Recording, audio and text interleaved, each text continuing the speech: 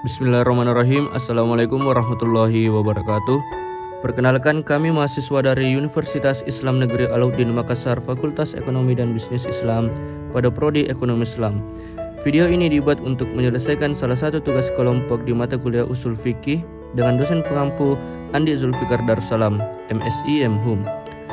Kami dari kelompok 3 yang terdiri dari 2 anggota. Yang pertama saya sendiri, Muhammad Tahir Iqbal dengan NIM 9010121035, dan rekan kelompok saya Sarmilawati dengan NIM 9010121040 yang masing-masing bekerja sama memenuhi tugas ini.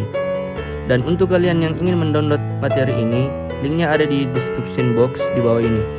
Inilah kelompok kami yang akan membahas tentang dalil-dalil hukum syarak dari kelompok 3.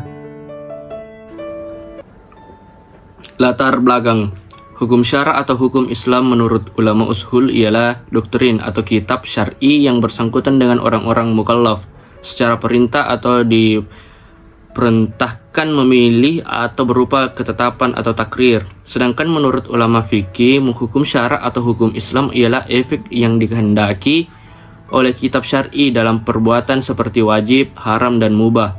Syarak menurut bahasa berarti jalan. Syarak menurut istilah berarti hukum-hukum yang diadakan Allah untuk umatnya yang dibawa oleh seorang nabi, baik hukum yang berhubungan dengan kepercayaan atau akidah maupun hukum-hukum yang berhubungan dengan amalia.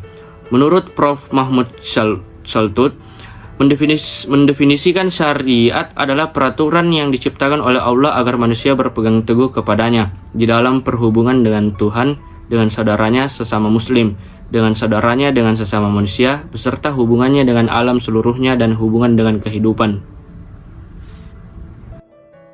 Dalil-dalil hukum syarak.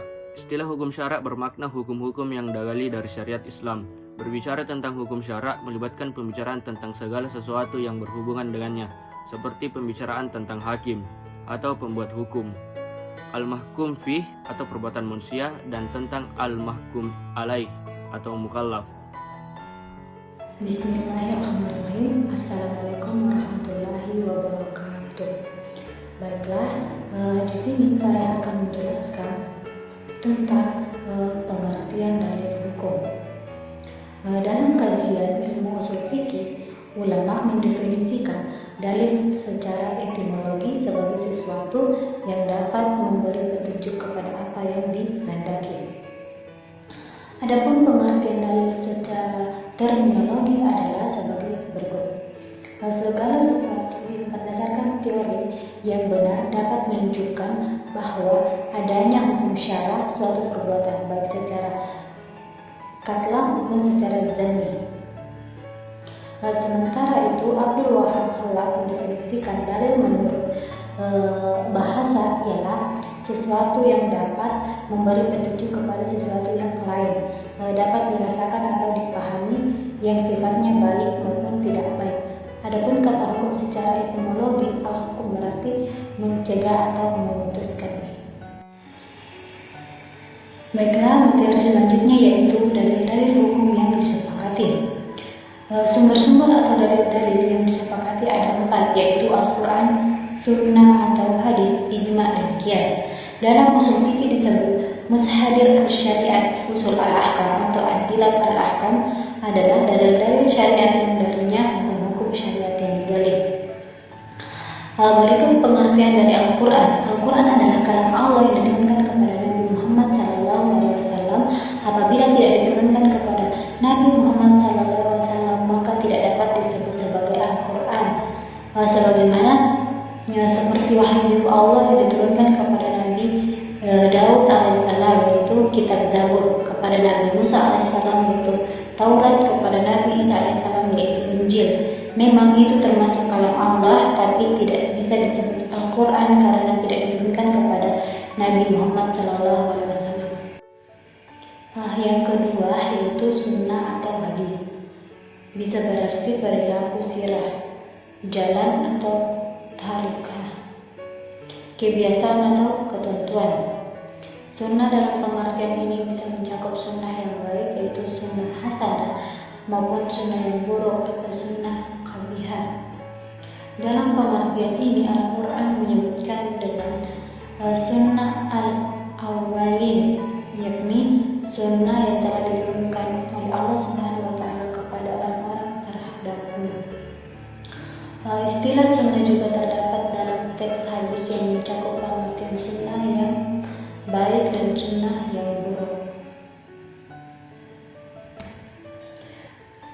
Yang ketiga yaitu ijma. Menurut ulama ushul fikih adalah kesepakatan semua mujtahid pada suatu masa setelah wafatnya Rasulullah SAW atas hukum syara.